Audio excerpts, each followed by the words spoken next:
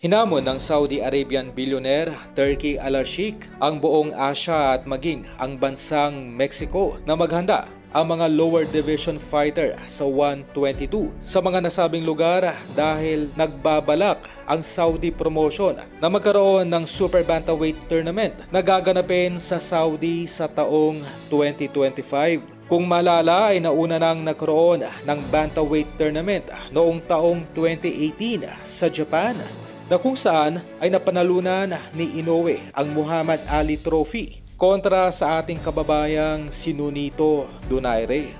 Kung ito man ay magmaterialize sa taong 2025 ay panigurado na itong si Cuadro Alas sa mga piling elite fighters na kukunin sa nasabing patorneo ni Al-Sheikh. At sa huling balita ay kumpirmado na ang Manny Pacquiao promotion ang nasa likod sa nasabing matchup ngayon ni Cuadro Alas kontra dito kay Saul Sanchez. Dahil mula sa ating pinagkakatiwalaang source ay hawak rin pala nitong si Sean Gibbons ang makakalaban ni Alas na si Sanchez. Isang malaking pangmamaliit na naman o insulto ang ginawa nitong nasabing promotion kay Casimero. Dahil itong si Sanchez po ay lagapak sa lahat ng rankings ng major belts. Gano'n pa man, ayon sa insider ng Manny Pacquiao promotion ay sadyang itong si Sanchez ang ibinigay sa Treasure Boxing promotion na opponent para kay Alas. Dahil sadyang ina-underestimate ng nasabing matchmaker ang stamina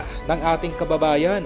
Para po sa kalaman ng lahat ay itong si Sean Gibbons din ang nagfe-finance ng training program ngayon ni Sanchez, na kung saan ay kinuha pa ni Gibbons ang serbisyo ni Memo Heredia upang lalong palakasin pa itong pressure fighter sa darating na laban nito kontra Casimero. Kung ating maalala, noong nasa MP promotion pa si Casimero ay itong si Memo Heredia po nagsilbing strength and conditioning coach ng ating pambato.